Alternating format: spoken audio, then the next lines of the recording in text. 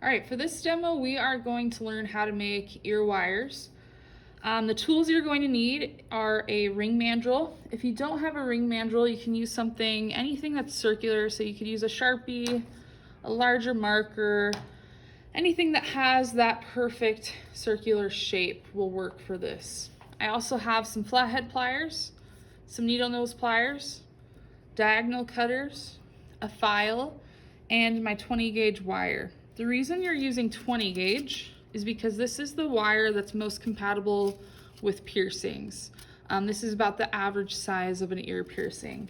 If you use 16 gauge wire, it's a little bit too thick. So when you hear about people gauging their ears, that's what they're doing, is they're gradually going lower in gauge and widening their piercing. So you don't want to gauge someone's ears. So we're not going to use 16 gauge. You also don't want to use 24 gauge because it's a little bit too flimsy. It's not going to hold its shape well enough. So those are the tools you'll need. An ear wire is the piece that connects your design, so your actual earring, to your piercing. So you'll slide this end through the piercing and your ear sits at about the top of this and you have some dangle earrings. So here are a couple of ear wires that are store-bought. You can see they come in different sizes, in different shapes. This one has a ball on the end that's been melted down. This one has some wire wrapped right here. There's no exact one way to do ear wires. I'm just going to show you how we will make them in class. And then you can even do some spins on those and do some own designs, okay? So you're going to start with your wire. You're going to cut about 5 inches of wire. It doesn't have to be exact. I usually just say from my thumb to my pinky.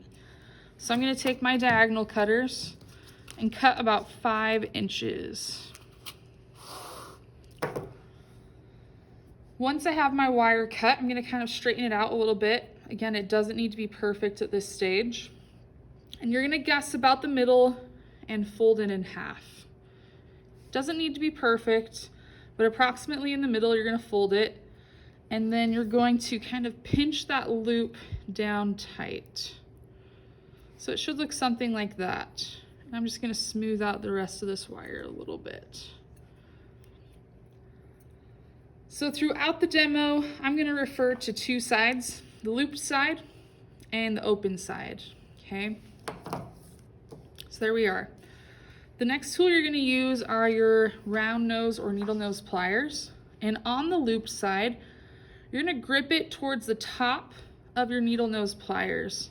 You don't want to grip it down here because that'll be too big. So somewhere on this top portion, you're going to grip it and you're going to turn the loop back on itself. So it has that little loop now, okay? After that, you're going to grip inside the loop and kind of center it so it's not hanging over to one side predominantly. Okay.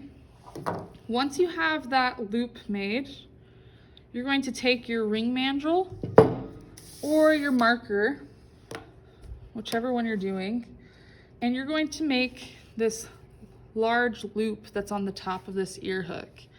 Again, we noticed that they come in different sizes and shapes. So you really could even use your large end of your needle nose pliers towards the bottom. I like mine a little bit larger, so I'm going to use the top of my ring mandrel, okay?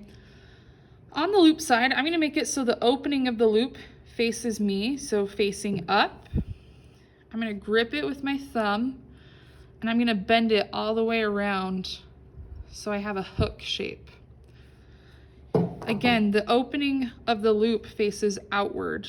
You don't want it to point inward because it'll be harder to attach your earring and it won't hang as nicely, okay?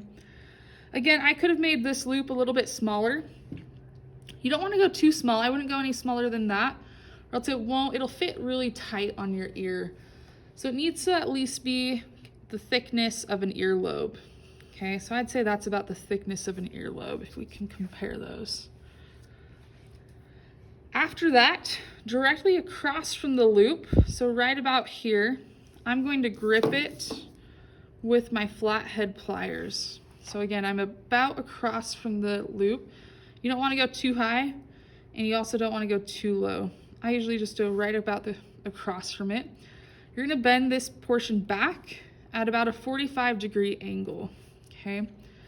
You don't want them bent too far back because those will be uncomfortable to thread through a piercing. And you don't want them straight down because, again, it's not super comfortable when wearing it. So about 45 degrees back, like that. And then you're going to take your diagonal cutters and you're going to trim these little tails off. I usually do about that much. You don't want it to be too long because it can snag. You also don't want it to be too short, so I just do about like that. And you can usually cut them at the same time, okay? So we're getting close to our final shape. The last couple of things you need to do, on the loop where it's connected, so where you originally folded it in half, you're gonna cut it on both sides. So you're basically cutting the top of that loop off. And now you have two ear hooks. The reason you make them at the same time is so that they match exactly. They're exactly the same size, they're exactly the same shape, and they just look a little bit more consistent that way. Whenever students try to make them one at a time, it's really hard to get them to match, okay? Once you've trimmed it, you'll notice that your loop is now open. If we were to dangle an earring on that, you would risk losing the actual design part. So we just need to take your needle nose pliers and fold that loop completely back on itself so it's touching the other part of the wire, okay? So I'm gonna do that on both of my ear wires.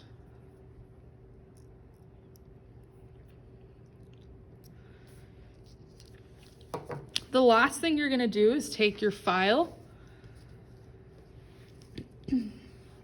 and if you look at the part that is actually going to be going through your piercing, if I can get it to focus, you'll notice that it has like a sharp point to it. That will actually cut your piercing if you thread this through your ear. So what you need to do, after using your diagonal cutters, it will cut your wire like that, okay? If I took my file and filed it straight down flat, it would look like this. I still have two sharp corners, okay? So what I need to do is actually file it until it's a domed shape. So it's really soft and it won't cut or snag in your piercing. So I'm just gonna take this, and on my file, I'm gonna start filing one direction.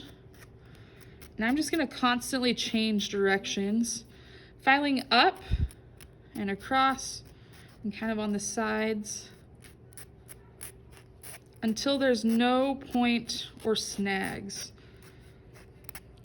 A good way to test that is to drag it across the top of your hand. If it leaves these little scrapes, there's still something snagging your skin. So you need to spend some more time filing until it doesn't leave any scrapes behind. I would say it can take anywhere from 2 to 10 minutes, depending on how efficient you are filing. And again, I'm just changing directions. Sometimes I drag the file, sometimes I'm pushing it forward. You don't want to focus too long on one side because you'll just make another angle that you'll have to eventually file off anyways. So this is getting pretty close, okay? While you're handling it, you might notice that this is kind of bent, a little wonky. So you can take your rubber mallet and you can kind of tap it down in place so that it's completely flat. So I'll do that to both of them.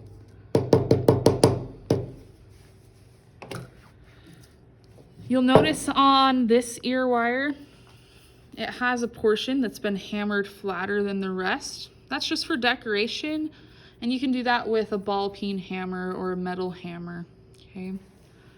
Once you've filed them down, they are good to go. And this is, again, just one variation. You could wrap wire up here. You can change the size and shape of this. This is a good starting point, though.